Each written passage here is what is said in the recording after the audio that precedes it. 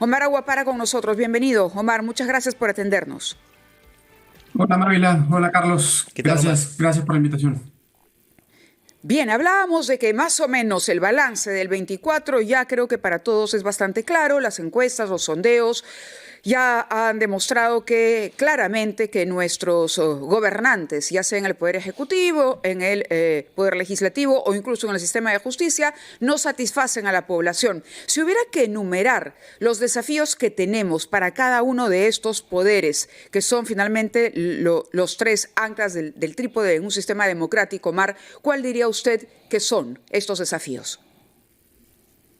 Yo creo que lo esencial es tratar de devolverle la confianza un poco a la ciudadanía en términos del respeto por las instituciones y el sistema democrático, ¿no? Podemos ser un poco optimistas sobre lo que puede pasar en el 2025, pero con el estado actual, con quienes están a cargo de estas instituciones, es difícil pensar un poco en ello, un poco la expectativa más bien, y creo que de la mano también de la ciudadanía, de pensar en el término, ya el próximo año ya es preelectoral, ya empiezan a calentar los motores, de la expectativa de que pueda haber un recambio y de que esta situación en la que nos encontramos, donde pocas veces hemos visto tal nivel de desaprobación y desafección de la ciudadanía, sea un llamado a atención y sea un recordatorio de cómo vamos a votar el 2026, ¿no? Yo creo que ese es un poco el horizonte que tenemos que tener presente.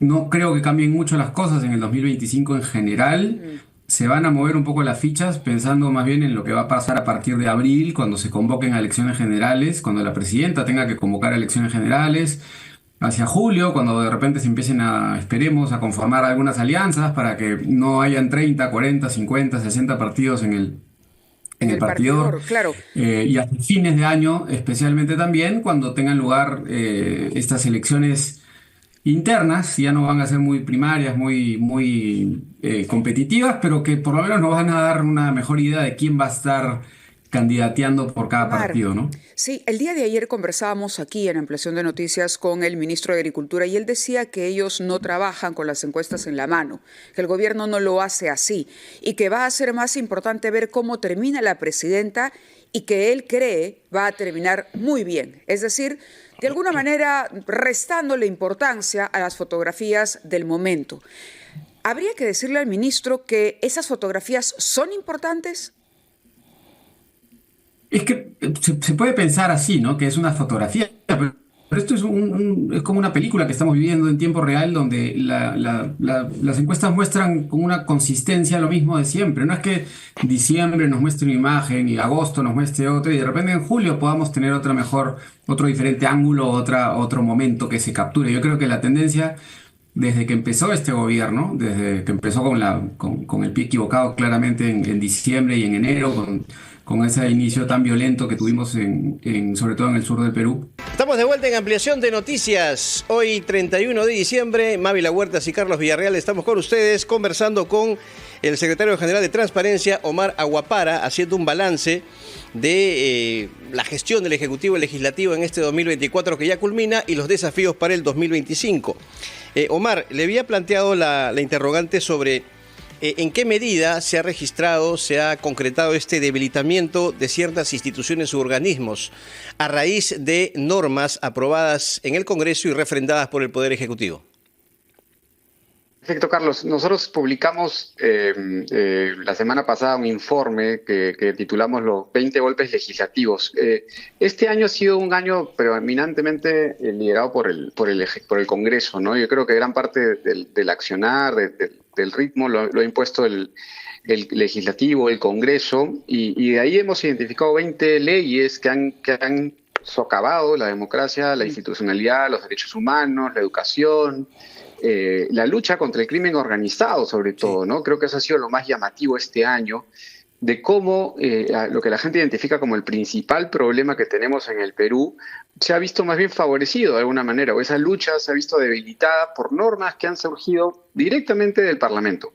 Tenemos una hoy que... Omar, ¿podríamos mencionar un ejemplo o dos para quienes nos están escuchando y recuerden, porque claro, cuando hablamos en global decimos, caramba, son 20 leyes, pero 2 o 3 que sean claramente, digamos, un retroceso en la lucha contra el crimen organizado o la institucionalidad en nuestro país? Por supuesto, en el caso de la lucha contra el crimen organizado, han habido distintos momentos en procesos en los que está involucrado desde que se abre la investigación hasta que se aplica la justicia, por ejemplo.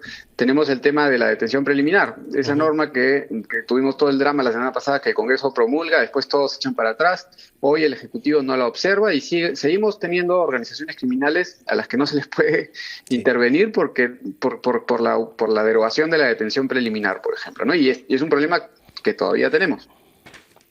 Tenemos el problema de que se ha limitado el plazo de la colaboración eficaz, por ejemplo, que es una herramienta que el Ministerio Público, que las autoridades que investigan tienen como para armar un caso, es una herramienta que permite tener elementos para encontrar evidencia, culpabilidad. También es un tema y es un proceso de corrupción que muchas veces toma mucho tiempo. Se acota ese plazo, entonces es muy difícil que podamos contar con colaboradores eficaces. El tema del reinfo, creo que el reinfo creo que se ha vuelto un tema puntual en este año, muy evidente, muy relacionado con el flagelo de la minería ilegal, toda la serie de delitos que están relacionados con ello. A principios de año, en marzo, tuvimos esta ley que le cortaba las manos a la policía para que confisquen materiales como dinamita, por ejemplo, a personas que estaban inscritas en el reinfo, ¿no? Y así hay una serie la ley que modificó el concepto legal de organización criminal y que excluyó de eso una serie de delitos que complicaban también de nuevo el proceso de lucha contra el crimen organizado, ¿no? Solamente ahí son 9. ¿Y qué opina Omar sobre algunas normas que, por ejemplo, tienen que ver o influyen en la composición de los integrantes del Tribunal Constitucional, también del Jurado Nacional de Elecciones, en cuanto a la gestión del presidente, ya que estamos ingresando también a una etapa preelectoral? Eso también ha sido llamado, lo hemos alertado nosotros desde Transparencia, específicamente el caso del Jurado Nacional de Elecciones, todo el año pasado y desde el 2023, desde el momento en que se consolida en el poder el Parlamento, casi como teniendo el monopolio del accionar político, hemos visto un ataque directo contra la Junta Nacional de Justicia, persiguiendo obviamente el objetivo de llegar hacia las instituciones del sistema electoral. No se tuvo tanto éxito con la OMPE, ahora un poco se apunta hacia el Jurado Nacional de Elecciones, tenemos una nueva autoridad que no hemos tenido el gusto de conocer, esperamos poder tener la oportunidad pronto el próximo año, pero nos preocupa mucho, no la persona que ha sido elegida, nos preocupa la intención del Congreso de recortar el mandato a 2 años, por ejemplo, porque eso le quita la posibilidad al mandato, a la persona encargada de llevar a cabo, de aprender un poco de su tarea. Muchos de los jueces que llegan a ocupar el alto cargo del Jurado Nacional de Elecciones no tienen una experiencia necesariamente electoral, vienen de otras instancias. Y es un cargo que toma tiempo, que demora aprender. Tampoco vemos con tranquilidad, no vemos como una buena señal que el titular del Jurado Nacional de Elecciones surja del grupo de personas que conforman el tribunal, porque ahí incluyen gente de la sociedad civil, se incluye a los decanos de las escuelas de derecho de las universidades privadas y públicas, y esas son personas que pueden que tengan lazos partidarios o que tengan lazos con sectores empresariales o del sector privado. Actividades. Sí. Y el intento, Omar, de incrementar el número de magistrados del Tribunal Constitucional de 7 a 9... Yo creo que eso es discutible. En general, yo creo que de por sí la norma no tiene que ser mala o buena. Lo que nos preocupa también muchas veces es que el Congreso parece estar legislando con miras a lo que va a pasar mañana o el próximo mes, en función del poder que ellos tienen. Y acá lo que hay que hacer es un poco también estratégico pensar, mucha gente que hoy está en el poder, les aseguro, no va a estar en el poder en el 2026 o en el 2031. Y no puedes construir algo pensando que tú vas a aprovecharte de esas instituciones, sino que esas tienen que funcionar para todos. Sin duda. Tú como parte del poder y tú fuera del poder. Sí, ahora, este es un gobierno que se dice es débil porque no tiene una bancada propia, una bancada fuerte, un respaldo, y por lo tanto ha tenido que descansar en el apoyo de bancadas que en este momento sostienen al gobierno, ¿no? Y que hacen también, o por lo menos mientras no ocurra, que yo creo que ya tuvimos varios escándalos, pero en fin, todavía no se habla de una posibilidad de vacancia, digamos, por lo menos hasta que la presidenta convoque a elecciones. La bancada oficialista hoy por hoy, muchos analistas apuntan a que es APP. Alianza para el Progreso, es la bancada más importante. ¿Cómo están esto que llama que Renovación critica este bloque democrático donde se han juntado, ¿no?, increíblemente, Alianza para el Progreso, Fuerza Popular y Perú Libre?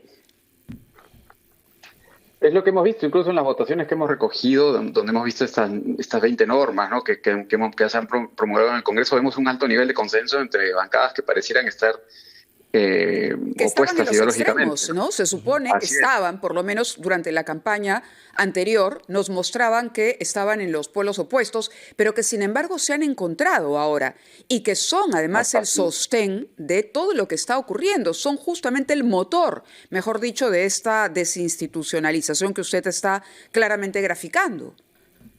Sí, sí, y con un consenso y un nivel de coherencia increíble, ¿no? Para lo que fue un Congreso bastante dividido, de alguna manera, con Pedro Castillo, incluso durante el gobierno de Pedro Castillo, hasta el 7 de diciembre del 2022, habían grandes diferencias entre el Perú Libre, las bancadas consideradas de izquierda, y por otro lado el llamado bloque democrático. Pero una vez que queda Dina Boluarte en el poder, lo que han más bien es encontrar una armonía y un consenso en favor de normas o que defienden sus propios intereses y que hace que se concentre el poder en el Congreso, o que brinda herramientas que puedan protegerlos, en algunos casos a los partidos o a sus integrantes o a sus congresistas en investigaciones. Muchos, bastantes, la mayoría de los congresistas tienen una carpeta fiscal abierta y probablemente estén muy preocupados en lo que vaya a pasar después del 2026, o han legislado de forma consistente también en favor, en nombre de intereses muy particulares que le hacen mucho daño al país. Lo estamos viendo en el caso, por ejemplo, de la minería ilegal, ¿no? Y es llamativo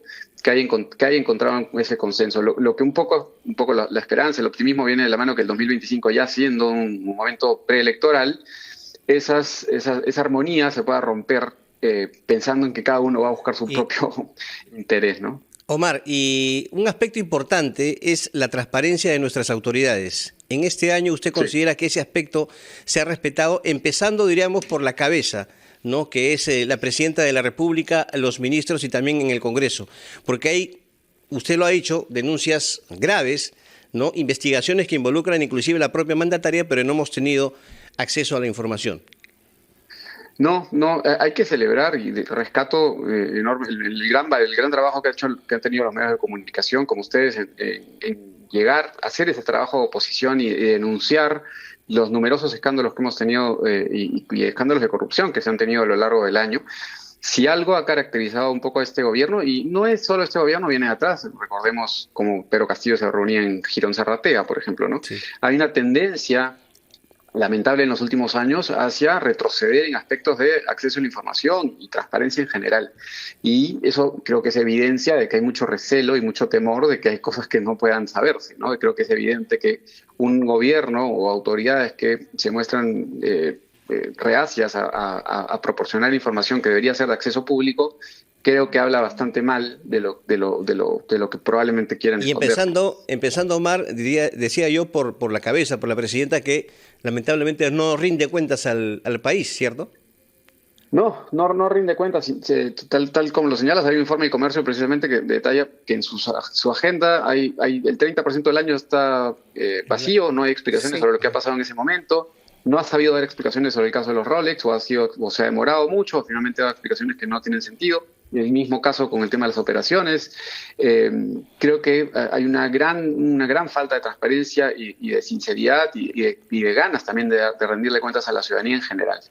De acuerdo, muchísimas gracias, Omar, por haber estado con nosotros esta mañana. Importante ver este análisis que ha hecho Transparencia también, con información clara, el recuento. Ahí están las leyes, no las podemos ocultar. Ustedes han sido testigos de los escándalos, de las reacciones tardías. Ojalá se tome conciencia de lo importante que es asumir la responsabilidad de dirigir un país.